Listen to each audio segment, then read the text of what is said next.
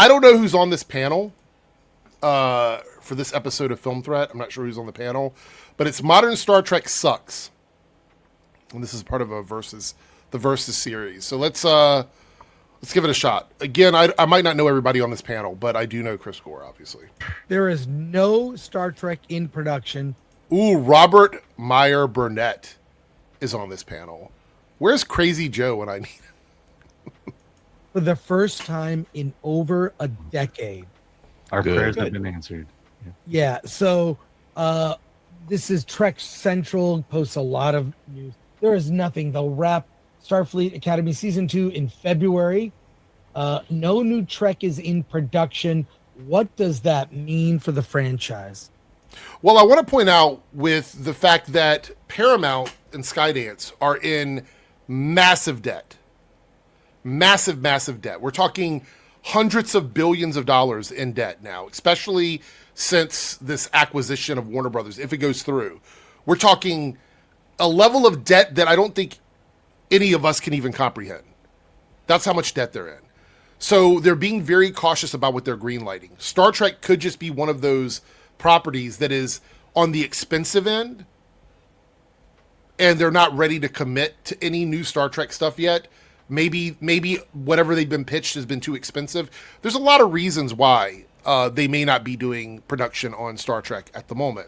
Yeah, but I mean, being an expensive show, they're going to be more careful about what they greenlight.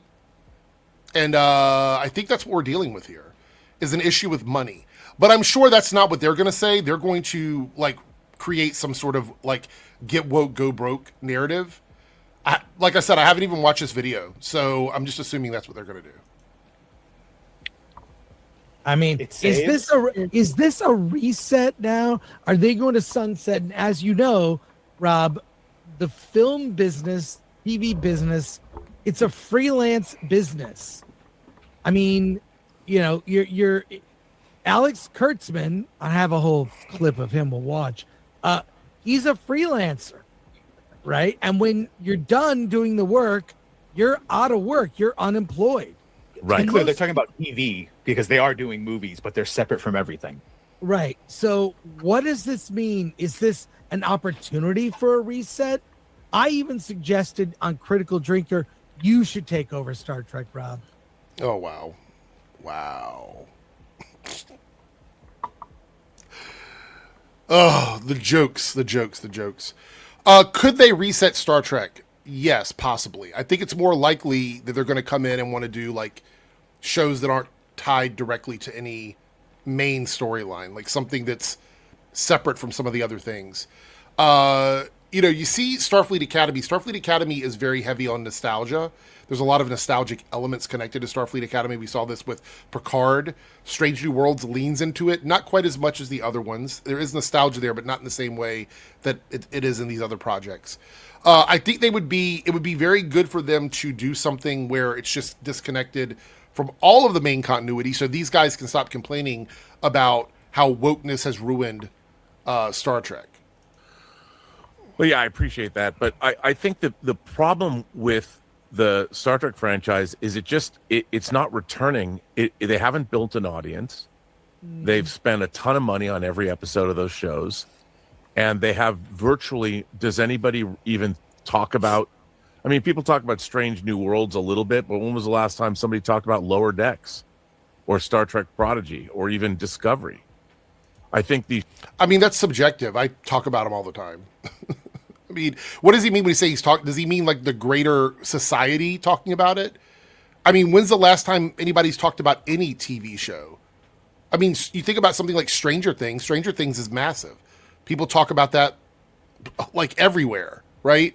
People are going to talk about that on every site, on every platform, and every forum you go to.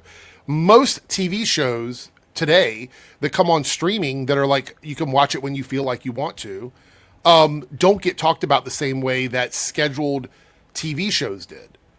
So a good example is the Arrowverse shows. If you're not familiar with my other channel, my Eric's Reloaded channel, I reviewed the Arrowverse for 10 years. I watched those shows consistently and reviewed them for 10 years. It was time-sensitive viewership. You had to be there at a certain time watching it, or you're going to miss out on something and you're going to fall behind. When it comes to streaming shows, the vast majority of them do not function that way. They'll get released overnight, so sometime after midnight, depending on where you are, the show will get released. You'll see spoilers for it before you even get out of bed. So you have to watch it as quickly as you can, or you get spoiled, and then it no longer becomes a priority. And casual viewers don't care. Some people are going to wait for the whole season. That's another thing, is the viewing habits of the public have changed.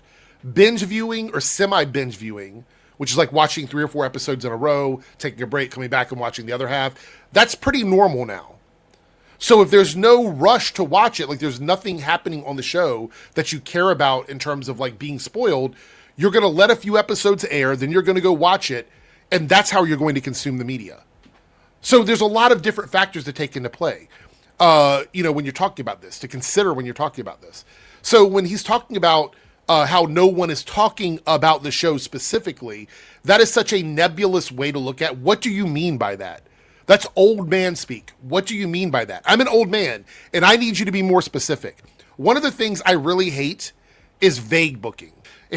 When you guys are watching these Copecasts, you're going to realize, and this is how I do all my videos, I like specifics. I like people to be very direct about what they're saying so that I understand what they're talking about. Saying that no one is talking about it is about as vague as you can possibly get.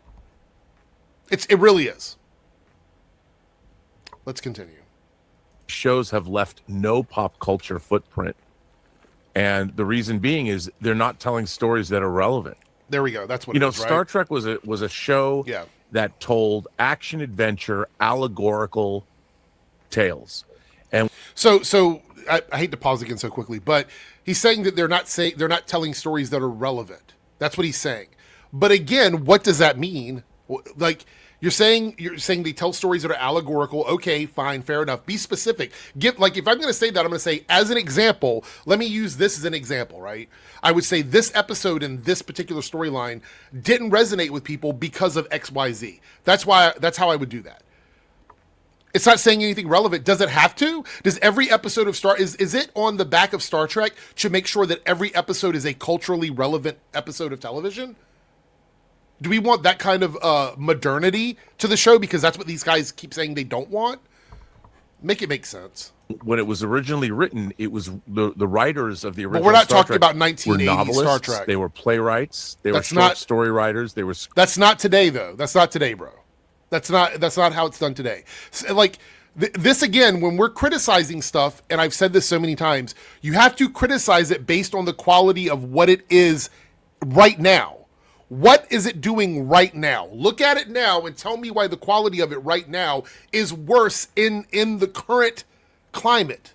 Don't say with nostalgia glasses that rap music sucks, which is what my parents would say when I was growing up.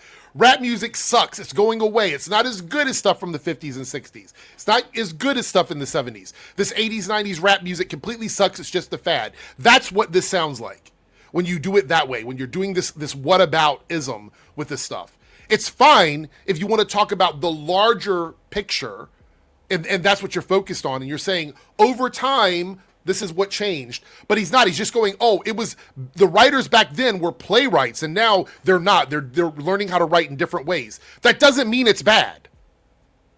That doesn't mean it's bad. You have to substantiate why that's bad. You can't just say, well, they were playwrights and now they're not, so it's bad. That doesn't tell us anything. Screenwriters. You had some of the great literary fantasists of the mid 20th century. Doesn't mean anything, man. These were true storytellers in every. So everybody that writes in 2026 is not a true storyteller. See, that's what I'm saying.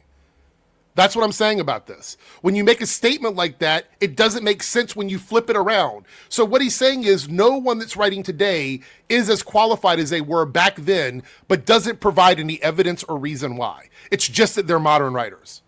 They're just modern. So it must be worse than it was back in the 80s.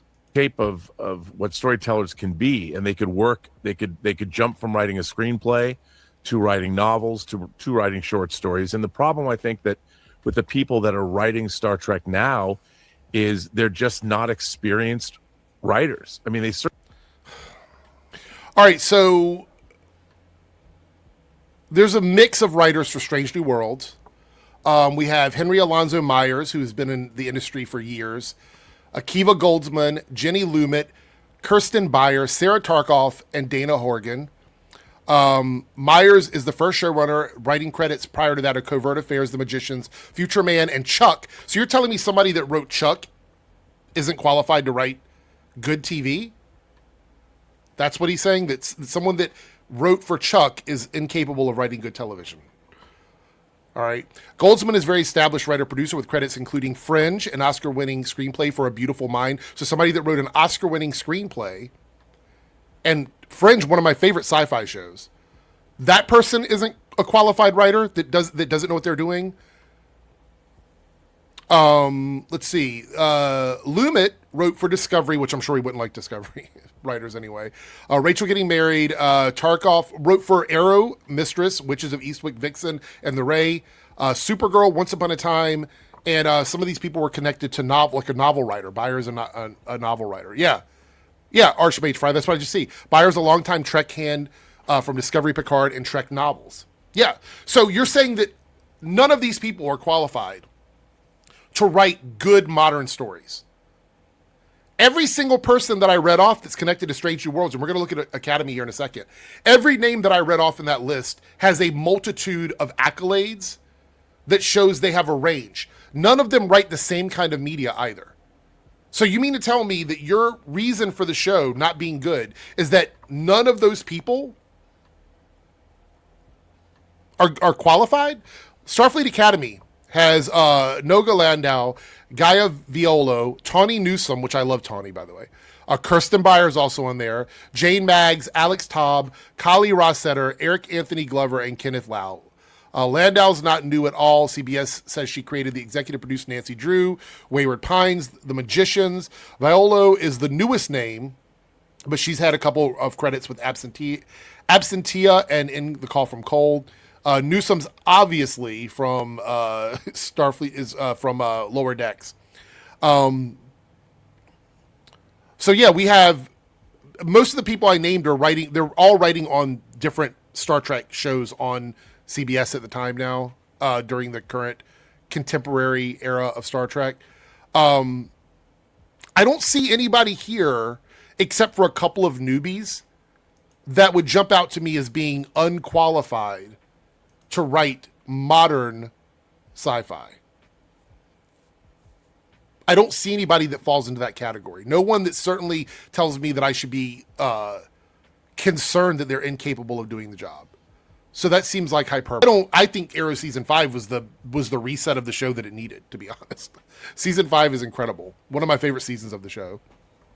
But yeah, right here, yeah, Beyer wrote a good amount of Star Trek novels for things like Voyager back in the day. Yeah, so I don't understand that. Again, one thing you guys have to understand when you're watching these videos from these guys, when they say stuff like this, you have to fact check them because they're not going to do it themselves. They're not going to give you names. They're not going to give you examples. And if they do, those examples are going to be cherry picked. I tried to read as many names as I possibly could from the show just to give a sample size of who's associated with Star Trek, Strange New Worlds, and Starfleet Academy. So I try to do that so I make sure that I'm doing my due diligence. And I know it's not necessarily the most entertaining thing in the world, but the reason why is because these guys are vague and they want their narrative to be first. Like that's what they want up front is the narrative. They need that to be in front of everything. And so when it comes to stuff like this, they're not going to be completely honest about it.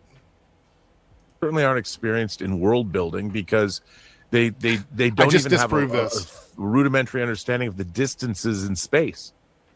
You know, it's such a weird. In the last episode, they had a villain encircle the Federation with these mines.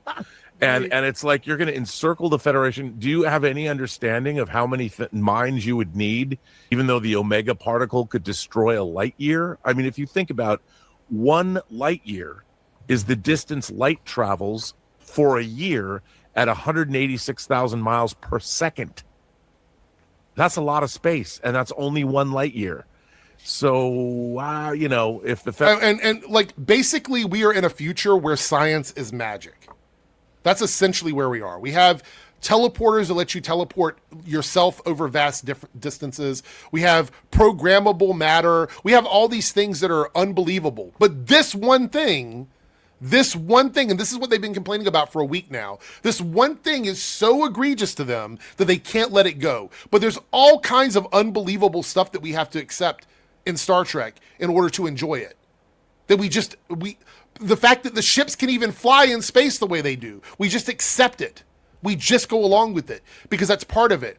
What's happening here is you have a bunch of old men who have lost their ability to immerse themselves in something because the real world has tainted us. We have to remember these are shows where we have to suspend disbelief in order to enjoy them. It's why fairy tales and things like that are typically relegated to kids, because kids and young adults are more likely to allow themselves to be immersed in it. Once you get older and the real world fucks you over so many times, you start to disbelieve in magic and fantasy, and those things start to slip away from you. And when you start nitpicking something like this, but being okay with people that are using programmable matter, and you have alien races that can do all kinds of weird things, but this one thing is your problem, bro, please be for real. Let's be for real. Federation is 100 light years across. That would take a very long way to travel and a lot of minds to encircle the Federation. When you see something like that, you're like, are these people stupid? Like, I think it's really weird to me that he believes that this is how everybody views the TV show. Like everybody that's watching it goes, I wonder if those minds are scientifically accurate. I wonder if that's absolutely, like if I talk to an actual physicist or somebody in the field, are those minds scientifically accurate? Because if they're not, I'm not watching the next episode. Are you serious, man? Come on. Truly. Yes. Well, that's and when a casual viewer watches this, or anybody with a cursory understanding, first of all, space isn't just flat. It's three-dimensional.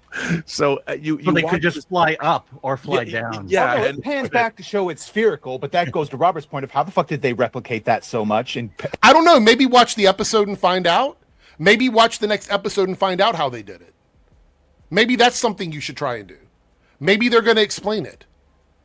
But it doesn't matter. Even if they do, these guys aren't going to accept the explanation. They've already established that this is the thing they're sticking on, and they don't care if there's an explanation for it. And place them.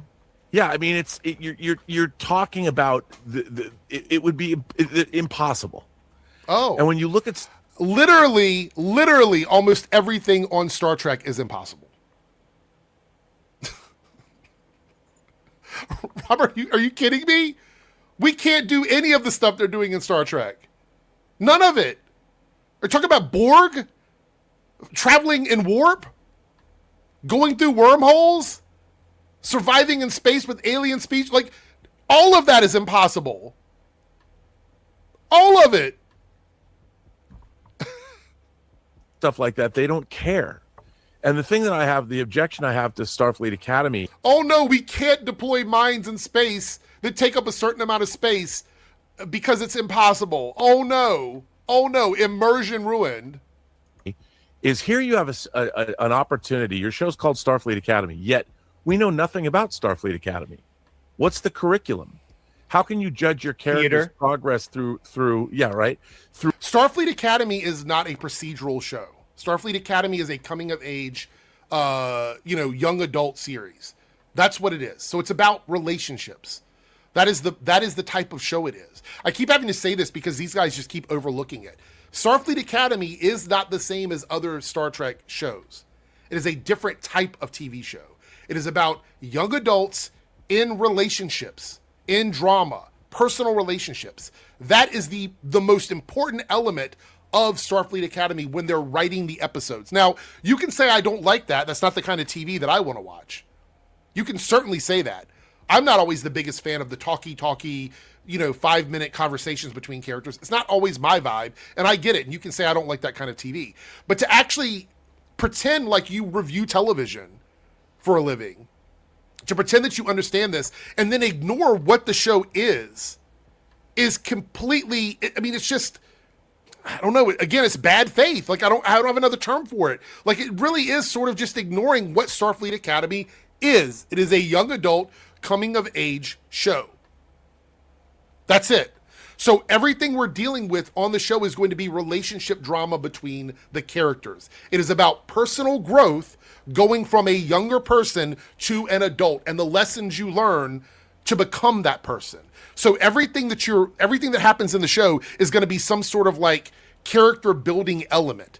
So when a character does something wrong, instead of going to jail, they're going to get a slap on the wrist and then they're going to learn better for next time. That's the way the storytelling works in a young adult coming of age type TV show.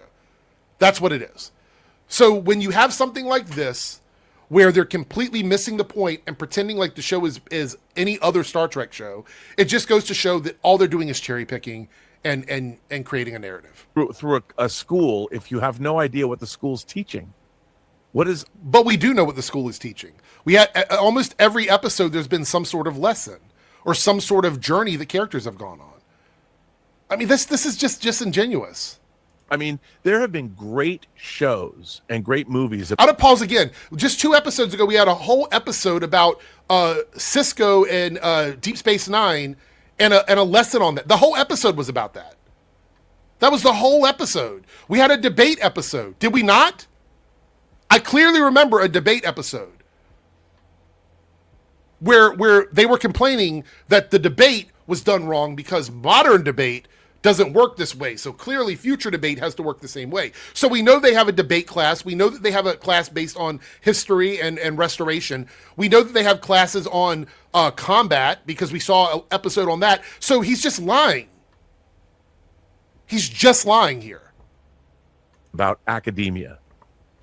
And there's always really interesting conflicts. Students are in conflict with each other, with the administration, with their teachers, yes, with what's expected of them. Yes. And whether you're watching something like Officer and a Gentleman, I mean, military shows where they have to go through. Star Trek is not the military. They keep doing this. And Robert Meyer Burnett knows better than this.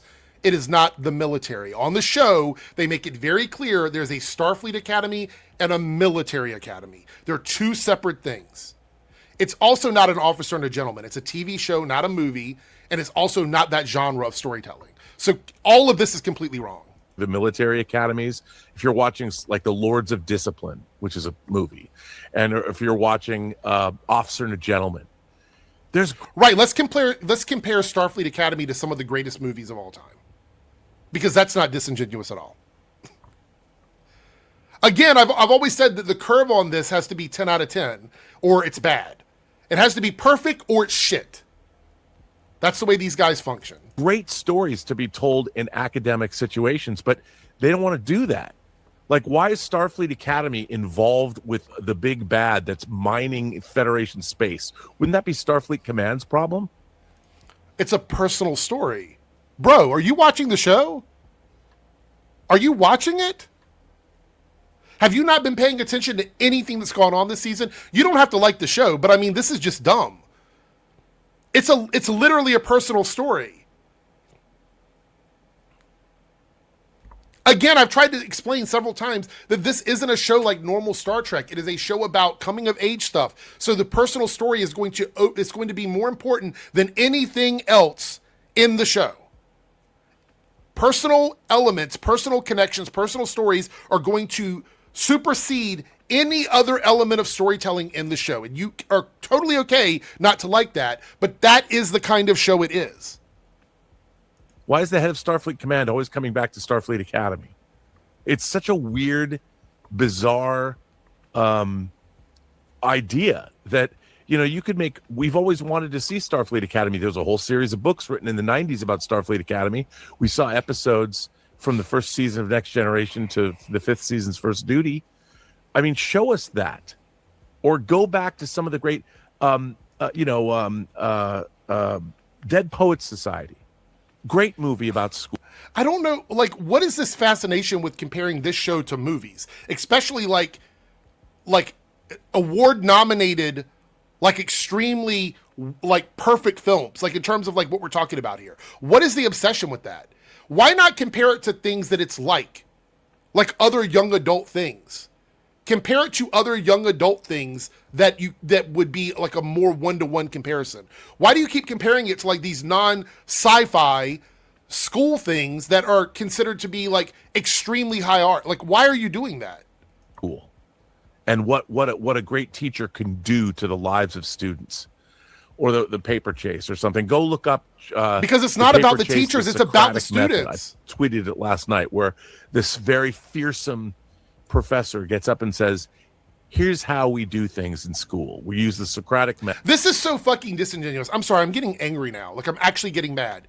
None of the older Star Trek is at the level of these movies that he's talking about. None of them. None of the Star Trek movies, none of the Star Trek shows have ever been at the level of the stuff that he is talking about. Officer and a Gentleman, Dead Poet Society. None of them have ever been at that level. You would not compare any of those older Star Trek episodes or movies to stuff like that. That doesn't make sense. That is not a comparison that makes sense to me. So trying to compare this show to those movies just because they're academic films is just so fucking bullshit. It's just bullshit. Holy fuck. Socratic method on Starfleet Academy? What are we talking about? What the fuck? Like, are you kidding me? What the fuck? I ask you questions and you answer, so your brains don't turn to mush. I'm going to teach you critical thinking, but there's none of that in Starfleet Academy. What's it supposed to be? Bro, I don't even know. What's it supposed to be? Yeah, you're right. You don't know, and that's why you're saying this dumb shit, Robert. The show is a coming-of-age TV show about young adults who are learning to grow through personal relationships. Everything else after that, including the scientific shit, as much as I know you want to go in on it, everything after that is secondary to the main form of storytelling, which is personal relationships that lead to growth between the characters who are in school. That's what the show is, man. It's not this high art, Oscar-winning, Emmy-nominated, whatever the fuck you want to call it, type of media. That's not what it is. It was never advertised to be that. It was never expected to be that. Matter of fact, when the first advertising came out, people called it, what was it, Beverly Hills 90210 in space. Like, we already knew this coming into it. The advertisements told us this. Context clues, man. We knew right away from the jump that this was going to be a young adult type show. So I don't know what the fuck you're talking about. Literally, I don't know. So you're saying the facts of life has more depth than stuff? Well, at least it's it has more understanding of, oh yeah, this speech is amazing, or not. Amazingly horrible? Well, no, but he says in this speech, he goes, Star Trek has always had a message. And I would say that the message of Star Trek, the optimistic message, is built into the show. It doesn't have to keep telling you what this message is. It shows you a future where humanity has prevailed, where already we understand that we're all humans from Earth and we've moved out into a spacefaring federation where people are getting married to aliens. You have intermarriages between aliens. So to get back and talk about our individual differences on Earth, whether we're gonna make them sexual, racial, whatever, is such a regression in what Star Trek showed us a future where all of that had already happened. But we still haven't learned that lesson, Robert. We still haven't learned it. That's the problem. You're sitting on a panel full of people that complain about black people in movies, gay people, trans people in TV shows, complain about women as action stars. And you're sitting at the bottom of this panel going, we don't have to be told that things are optimistic because we already knew. Star Trek already did it. Clearly they didn't. Clearly it didn't work. For all of the impact that you guys say Star Trek had on society and what it meant to you, you certainly didn't learn anything from it. Because you're sitting on a panel with a bunch of people that have absolutely regressed and gone back, completely backwards. So maybe he does have to say it, because you guys still don't get it. You still don't understand. Now, I'm not the biggest fan of Alex Kurtzman. I don't think that everything that Alex does is great. I have criticisms of things he's been involved with in the past. But you guys are acting like him reminding us that Star Trek is supposed to be this optimistic, hopeful future. based on what we're seeing in today's world, acting like that's not something that you needed to be reminded of. Maybe the other people on your panel need to be reminded of that. Already a tapestry where everybody was considered equal according, and each would excel according to their gifts. But this show, modern Star Trek, is all about these differences that we have that would have been surmounted 1,000 years from now. And he says, Alex Kurtzman says in this speech, Star Trek has always been about the message. Well, what message? What message are you giving us other than it's an optimistic vision of the future for mankind? Let's take a look at this speech from the Saturn Awards. It's Alex Kurtzman getting an award for his work on Star Trek. Gene Roddenberry had this lightning bolt of an idea, and I think he understood something fundamental about the nature of science fiction and genre storytelling, which is that science fiction is not really about the future, it's about now. It is the prism through which the looking glass, the magnifying glass through which we examine ourselves, the state of humanity, who we are, what we're capable of, and where we're going. And it was such a powerful idea that it has lasted for 60 years because each iteration of Star Trek has been interpreted and reinterpreted by people who are so inspired by the message of Star Trek.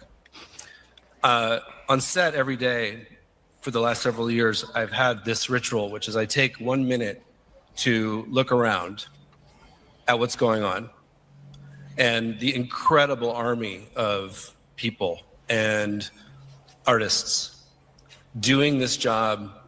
And you will not meet one person on any of our sets who doesn't love Star Trek in their core. Nerds. Doubt. So there was nothing wrong with that speech. What was wrong with that? To me, it was just your very standard, let me say some nice things about the crew and the staff and everybody involved with it, and some like fun little bit at the beginning, and then I'm going to accept my award. Like, are we... I can't stand these guys. What do we think about that? And I gotta show you something here. One thing about Star Trek, it's always for the most part had good spelling, but there was a spelling error in the recent episode here. They misspelled imminent. They spelled it imminent. I don't know if you can see that. I'll zoom in a little bit more. Imminent is misspelled. Oh, it is. Okay. I mean, this is a fair criticism, but there's all kinds of, like, there was a fucking Starbucks cup on Game of Thrones set. Like, this stuff happens all the time. I don't really care about this. Like, this is a fair criticism. I'm not going to say they're wrong to point this out, but I don't, who cares about this? It's a stupid mistake. What a Laugh at it. disaster this show is, man. Disaster. It really has become painful to That's watch. a disaster. He might be right. But It's a disaster because they misspelled a word. My God.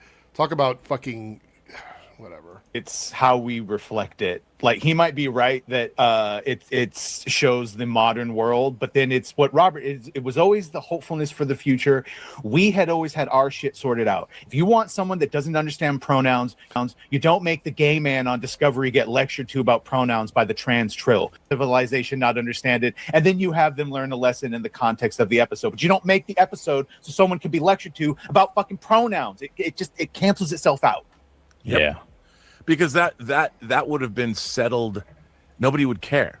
Mm-hmm. You know, Right. it would be such a non-issue when you have human beings having sex with aliens from. The issue is, and this is something that I think a lot of people don't get, is, and this is what I said about like translating, like using modern language and things like that in Star Trek. As a viewer, we're watching the show through the lens of now.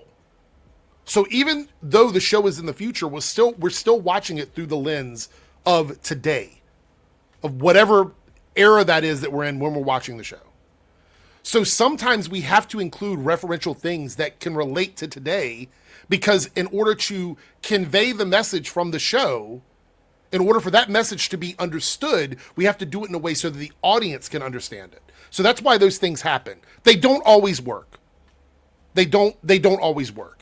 I think there's a valid criticism about the whole pronoun speech. I think, like, I have to go back and look at it specifically, but I think it is a valid criticism to do something like that. There's a lot of older episodes of Star Trek Next Generation and Voyager and stuff that push the envelope in a way that was either too on the nose or it didn't totally work.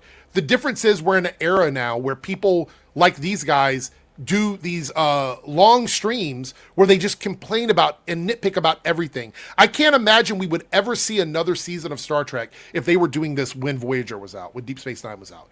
They probably would have packed up the bag and said, you know what, we're never going to do Star Trek again after that. Other planets. Doesn't matter whether it's Arcturian, baby. Yeah. Yeah.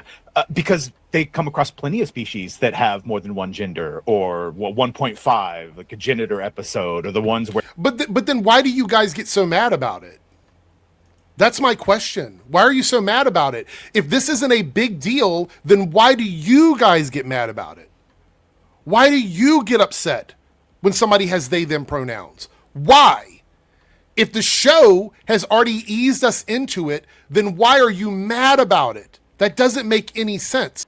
They're all represented like baseline, and then Riker, of course, brings out the feminine. But it was other species, because we'd had our stuff sorted out for a long time, and they just regressed it.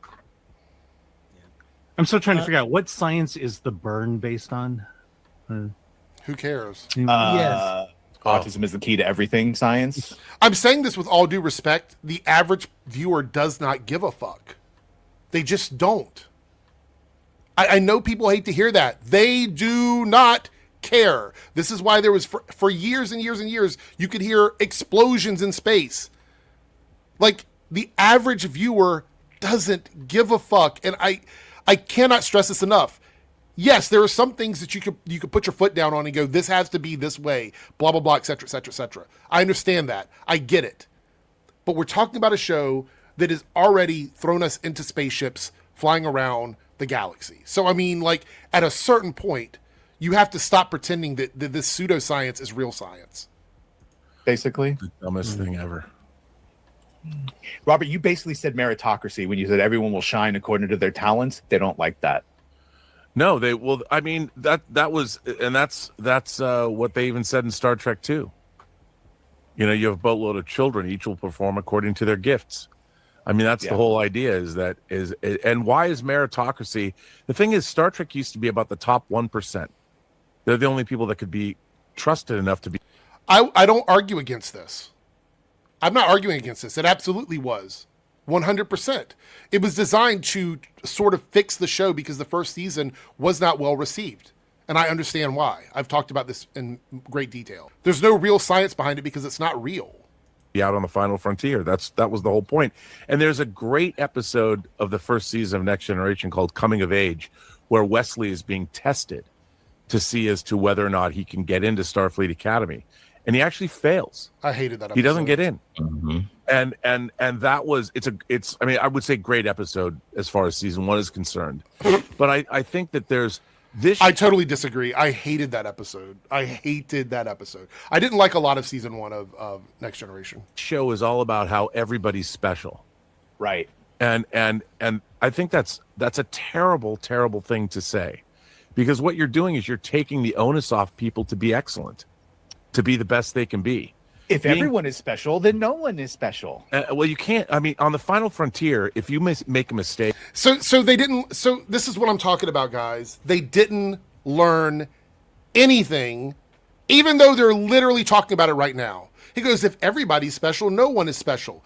The optimism and the idea that in the future we can all accomplish the goals that we want to accomplish is in the DNA of Star Trek. It's in the DNA of Star Trek. They claimed just a few minutes ago that they understood that and they didn't need to be told that. But then here we're back to saying we don't understand that. That doesn't make sense. Do you get it or do you not get it?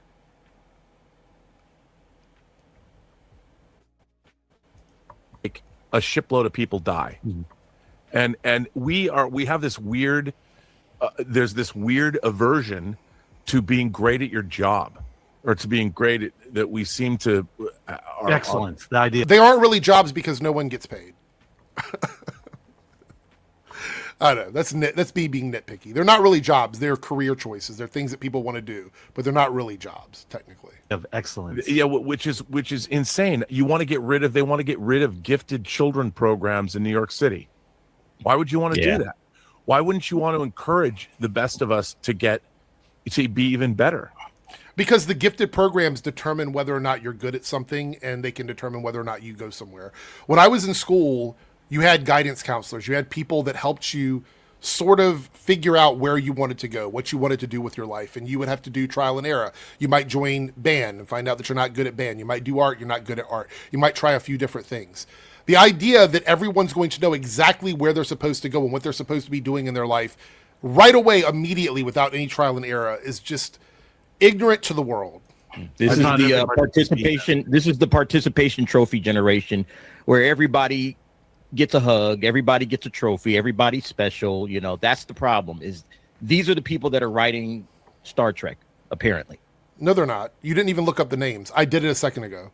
No one on that list was given a participation trophy. Almost every single person that I read on that list has had plenty of things behind them before they ever came into writing for Star Trek in the modern era, except for one person. There was one person on that list who is pretty much only known for writing Star Trek, but everyone else, including, we talked about one writer who has worked on the novels, the Voyager novels from back in the day. So again, this is what I'm saying. Fact-checking these people in real time is the only way you're going to dismantle all this bullshit. And that's why I can't stand when people come in and go, oh, well, you didn't do blah, blah, blah. I did. I literally looked it up.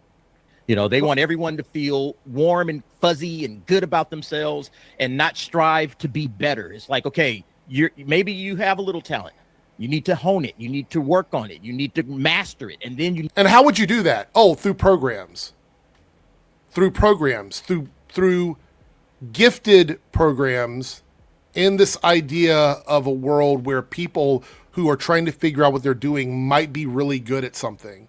So you would hone that through programs. In this, I'm assuming they're still talking about Star Trek. Maybe they're not. I don't know. Need to rise through the ranks. But no. It feels like this is just some left socialist gobbledygook that everybody gets a hug and everybody's special, and that's it. That's what. But what are we talking about now at this point? Are we still talking about Starfleet Academy, or is this just a broad brush? Because Starfleet Academy, we're literally watching them. We're literally watching them in real time learn lessons. That's the point of the show. It's She-Hulk. It's Rey. You were perfect all along. You only had to realize it. But they don't understand the Star Trek universe. She-Hulk wasn't perfect. That was the point of the show. She thought she was, and then she wasn't. That was the entire point of the show. Like, I don't know why I have to keep explaining this. At the beginning, she thinks she's perfect, and then through the course of the show, she finds out she's not. She gets humiliated. She loses control multiple times. They think it's just like some socialist wet dream. It's not. The form of like money has changed. And so everyone has their basic needs met. And the only thing that matters in that society is what have you, now that all that's taken care of, what have you done with your life? So there's this whole social thing of just bettering yourself, constantly bettering yourself and being the best possible you. And for some, that means going out into the stars and meeting new boldly going, but they don't want any of that. They don't. Well, you just chastise them for being a school where you're doing things in space. Robert just asked why they were out doing things. And here you're saying, like, well, why aren't they doing things? Want any of that. They just want to reflect this and their politics. And it ruins everything. Yeah, because they don't feel that hug. They want that hug. That's the problem. Earn that hug. Oh, no. Earn the hug.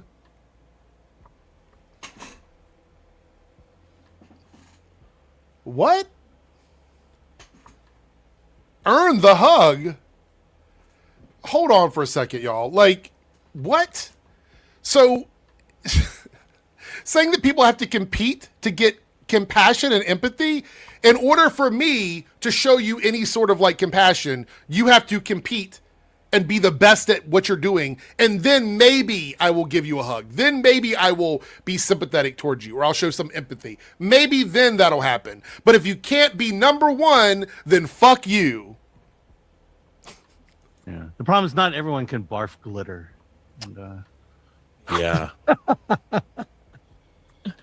But I mean, I think and also they don't want to better themselves. You know, they don't want to better themselves. So literally, one of the characters, Caleb on Starfleet Academy, one of the characters there, is currently struggling with bettering himself.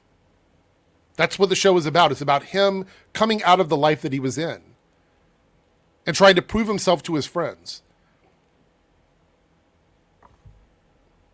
That's one example. That's one. The character that barfs glitter that they keep picking on also is trying to better themselves.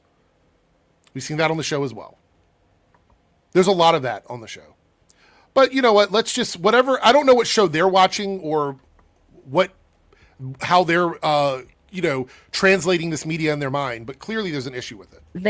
Because they don't want to better themselves, they're not going to write anything like that. And the thing is, we're going to meet. Wait, hold on. Really?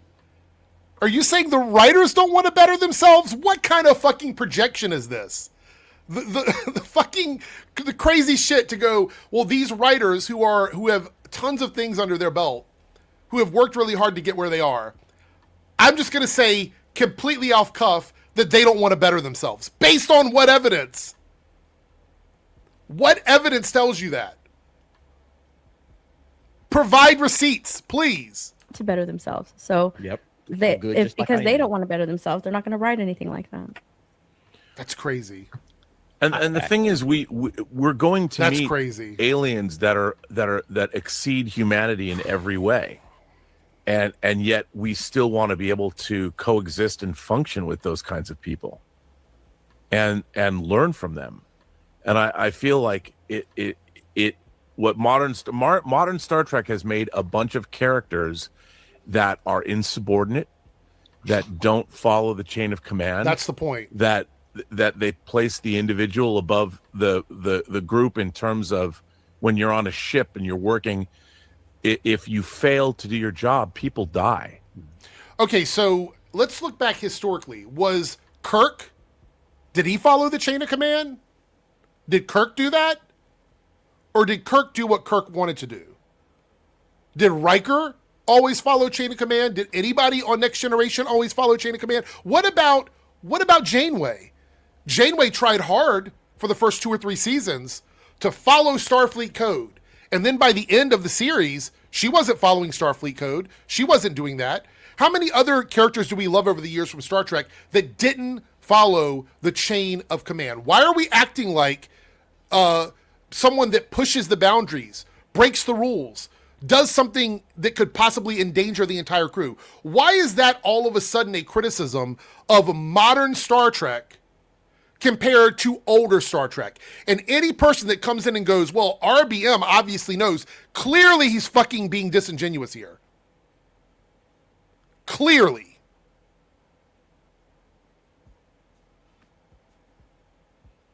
So you're going to tell me that in no previous iterations of Star Trek, up until recently, like 2017, 2018 era, that no other Star Trek had characters in power who were like captains or first officers or whatever that didn't break the rule, that didn't happen. Now you're just a liar. That's just an outright lie. And that's something that I think is admirable. You know, anyone who's served in the military understands that the chain of command is vital. And part of what Star Trek is, it's not the military, bro. You keep saying that it's not the military. Shows us basically a space navy. And the last thing you want... It doesn't matter how it's designed. It doesn't function like the military. If you watched Enterprise in the 2000s, you'll know that that is absolutely not what they wanted Starfleet to be. I don't find insubordination, you know, a character of like Beckett Mariner on Lower Decks, the animated show. She was very insubordinate. And it didn't make any sense to me that how are you showing an insubordinate character on board a starship? Hold on a second. All right, so we're going to talk about insubordination. How about when Spock hijacks the Enterprise in the Menagerie? That would be insubordination, right?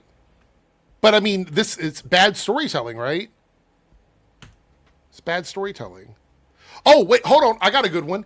When Kirk steals the Enterprise in the search for Spock, This is one of the biggest ones.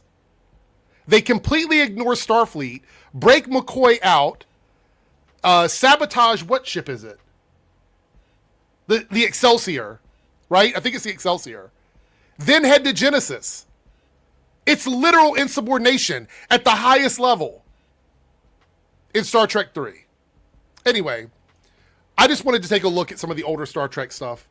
My point being is that this is why when people come in and they want to blow smoke about someone's credibility, it immediately evaporates when that person becomes a liar or becomes disingenuous. Robert Meyer Burnett in this moment is ignoring all of the historical times in Star Trek that characters have been insubordinate up until modern Trek, and then all of a sudden we write insubordinate characters. So either he is forgetting all of this, which I highly doubt, or he's ignoring it because he wants to push a narrative about modern Star Trek. You know, that's not what Star Trek is. You know, Star Trek is great because you have a crew of 400 people on the Enterprise that all are the best of the best. Oh. Whether you're in xenobiology or engineering or whatever, you were the best of the best. That's why best doesn't mean perfect. Best does not mean perfect. It means you're the best in the field. Doesn't mean you're perfect. You're on that ship. And that's why it was such an honor to be there, and it represented the best of humanity that humanity had to offer. Even how they deal with their differences. I hate the constant modern dialogue and swearing and petulant. Like, I think the best example ever is this is also used as how two men, or just really two people, but how two bros should talk to each other. It's the one where Data is put in charge and Worf sasses off to him and he pulls him aside and just boop, boop, boop, boop, boop. Do you have a problem following my orders? No? Get back out there. And it's perfect. They could never write something like that. And then beyond that, in never. that scene, They could never Worf do that. says, I'm sorry that if I have damaged our friendship. And Data turns around and says, you have not.